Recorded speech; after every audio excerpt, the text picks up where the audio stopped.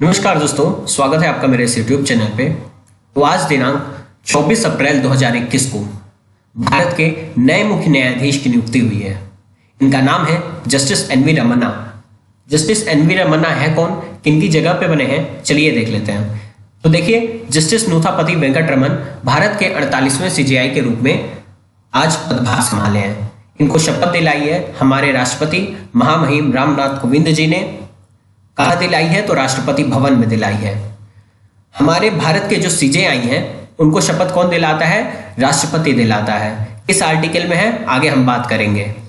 तो जस्टिस नूथापति वेंकटरमन भारत के 48वें सीजेआई के रूप में कार्य करेंगे आज से, और ये बने हैं भारत के 47वें सीजेआई जो थे शरद अरविंद बोबडे, उनकी जगह ये अपना कार्यभार संभालेंगे। शरद अरविंद बोबडे 23 अप्रैल 2021 को रिटायर हो गए, और उनके बाद जो 48वें सीजेआई बने हैं वो है नूथापति वेंकटरमन।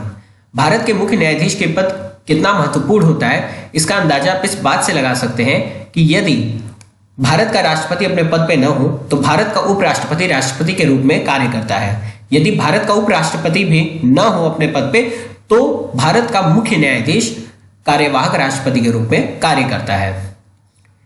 इनका कार्यकाल आज 24 अप्रैल 2021 से इनका रिटायरमेंट जब तक है, यानी 26 अगस्त 2022 तक इनका कार्यकाल रहने वाला है। भारत के जो पहले सीजेआई थे उनका नाम था एच.जे. कानिया, और ये एक दिन के लिए सीजेआई बने थे। ये रहने वाले कहाँ के हैं और कब कब इनकी ज्वाइनिंग हुई है ये देख लेते हैं। तो इनका जन्म हुआ था 27 अगस्त 1957 को। कहाँ पे हुआ था, तो पूनावरम विलेज आंध्र प्रदेश में हुआ था। 10 फरवरी 1983 को ये एडवोकेट के रूप में कार्य कर रहे थे। उसके बाद जून 2000 में ये आंध्र प्रदेश हाई कोर्ट के परमानेंट जज बन गए। सितंबर 2013 में ये दिल्ली हाई कोर्ट के चीफ जस्टिस बने, और फरवरी 2014 में ये सुप्रीम कोर्ट के जज बने हैं। और इनके द्वारा जो किया गया मुख्य कार्य है उसको भी हम देख लेते हैं। तो जो जम्मू कश्मीर में आर्टिकल 370 को हटाया गया था उसमें भी इनकी बहुत बड़ी भूमिका रही है। और इसी समय जब जम्मू कश्मीर में इंटरनेट को बंद किया जा रहा था और इंटरनेट को खोला जा रहा था, तो इसमें भी इनका बहुत महत्वपूर्ण योगदान रहा है। आंध्र प्रदेश में कांग्रेस गवर्नमेंट के रिस्टोरेशन के लिए भी इनका महत्वपूर्ण योगदान रहा है। इन्होंने राइट टू इंफॉर्मेशन एक्ट के तहत जज भी रहे हैं, और इन्होंने ही सीएम देवेंद्र फडणवीस जो कि महाराष्ट्र के पूर्व सीएम थे उनका फ्लोर टेस्ट भी कराया था। देखिए, भारत के 48वें जो मुख्य न्यायाधीश हैं वो हैं एन वी रमन्ना। 47वें मुख्य न्यायाधीश कौन थे, एस ए बोबडे। 46वें कौन थे, तो रंजन गोगोई। और 45वें जो मुख्य न्यायाधीश थे वो थे दीपक मिश्रा। इंपॉर्टेंट आर्टिकल देख लेते हैं जिसमें सुप्रीम कोर्ट से रिलेटेड है।